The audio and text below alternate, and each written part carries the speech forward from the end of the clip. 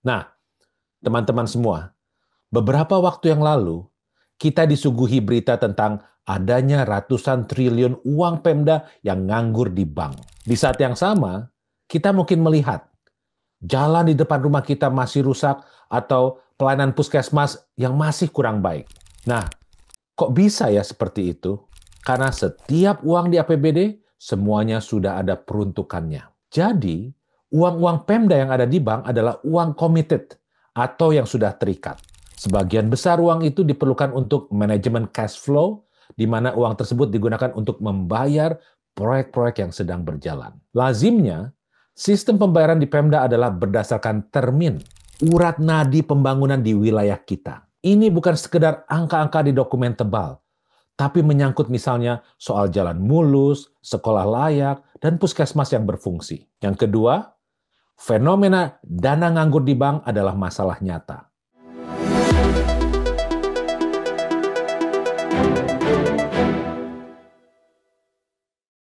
Halo semua, selamat datang kembali di podcast Linomics.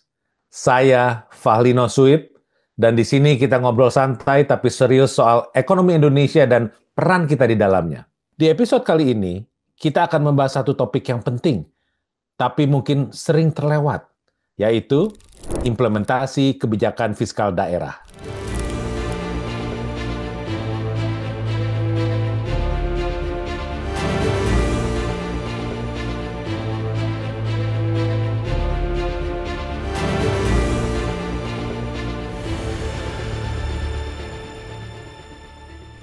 Jadi periode perlambatan ekonomi yang 2024 gara-gara uang ketat tadi dipulihkan sedikit, belum pulih penuh, direm lagi ekonominya.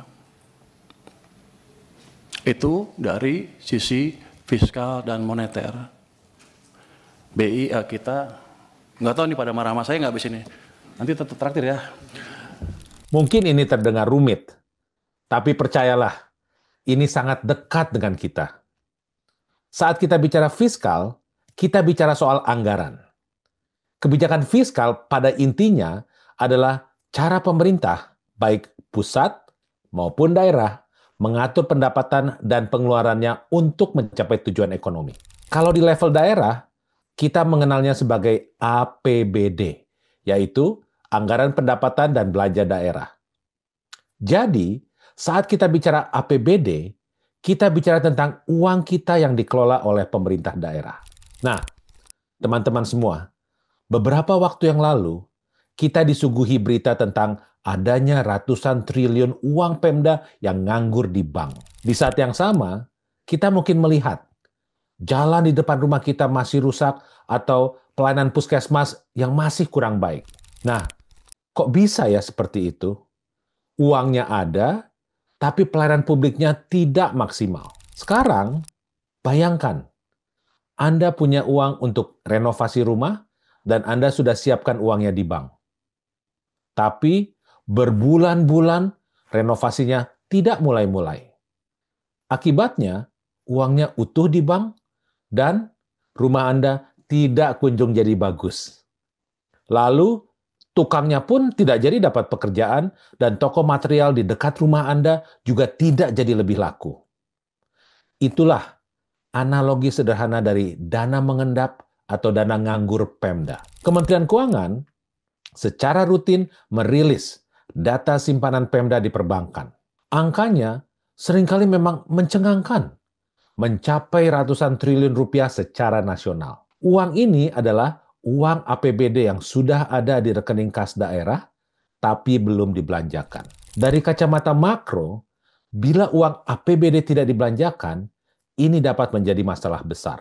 Kenapa? Pertama, ekonomi tidak bergerak. Uang pemerintah adalah salah satu mesin utama penggerak ekonomi. Jika uang itu hanya diam di bank, ia tidak menjadi lapangan kerja, tidak menjadi pembelian material, tidak meningkatkan daya beli masyarakat, sehingga roda ekonomi tidak lancar berputarnya. Yang kedua, pelayanan publik tertunda. Kalau uangnya diam, berarti jalan rusak yang harusnya diperbaiki jadi tertunda. Atau sekolah yang harusnya dibangun tidak jadi dibangun. Yang ketiga, Keadaan ini menciptakan apa yang kita sebut ironi anggaran.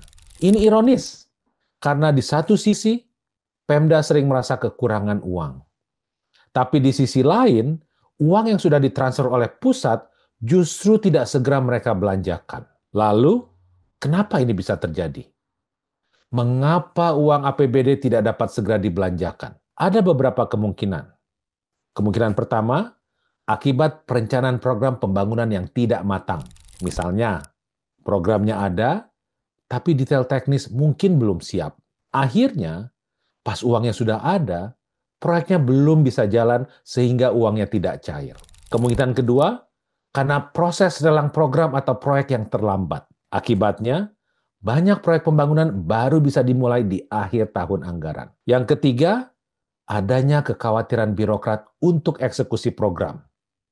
Mungkin khawatir kalau proyeknya nanti bermasalah dengan hukum. Sehingga banyak birokrat daripada ambil resiko, lebih baik main aman, yaitu dengan tidak membelanjakan uangnya. Yang keempat, adanya keterlambatan pembayaran dari Pemda ke kontraktor atau pihak ketiga lainnya. Intinya, uang yang nganggur ini adalah cerminan dari penyerapan anggaran yang rendah. Dan dari kacamata pemerintah pusat, ini sering dijadikan indikator utama bahwa mesin birokrasi di daerah tidak berjalan efektif.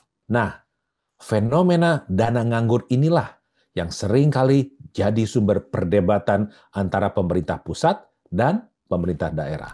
Biasanya, pemerintah pusat melalui Menteri Keuangan akan menunjukkan data bahwa total simpanan Pemda di bank ada sekian ratus triliun rupiah misalnya. Di sini, Menteri Keuangan merasa sudah susah-susah cari uang, lalu begitu ditransfer ke daerah, tapi oleh daerah uangnya malah diam nganggur di bank. Bagi Menteri Keuangan, ini adalah perspektif makroekonomi. Uang harus segera berputar untuk mengejar target pertumbuhan ekonomi nasional. Kalau Pemda lambat, target ekonomi nasional ada kemungkinan gagal. Nah, bagaimana respon pemerintah daerah atau Pemda? Pemda menyatakan bahwa itu bukanlah uang nganggur. Mengapa? Karena setiap uang di APBD semuanya sudah ada peruntukannya. Jadi, uang-uang Pemda yang ada di bank adalah uang committed atau yang sudah terikat. Sebagian besar uang itu diperlukan untuk manajemen cash flow, di mana uang tersebut digunakan untuk membayar proyek-proyek yang sedang berjalan. Lazimnya, sistem pembayaran di Pemda adalah berdasarkan termin. Misalnya, proyek infrastruktur bangun jembatan senilai 100 miliar rupiah, ini tidak dibayar lunas di depan. Pembayaran dilakukan bertahap atau secara termin sesuai kemajuan fisik. Misal, progres 30%, bayar 30 miliar. Progres 60%, bayar lagi 30 miliar, dan seterusnya. Begitupun juga dengan dana yang dipakai untuk pembayaran gaji pegawai. Gaji pegawai Pemda tidak dibayarkan semuanya sekaligus di awal tahun, namun dibayarkan sesuai waktu gaji bulanan. Jadi, dari kacamata Pemda, uang yang terlihat nganggur di bank itu sebenarnya sedang menunggu tagihan. Itu adalah uang yang sudah dialokasikan, bukan uang yang idle atau nganggur. Jika Pemda tidak mencadangkan uang itu, mereka justru bisa gagal bayar untuk gaji pegawai atau pembayaran ke kontraktor. Nah, kembali ke debat antara pusat dan daerah tentang dana APBD yang nganggur di bank. Jadi, siapa yang benar? Jawabannya, dua-duanya ada benarnya.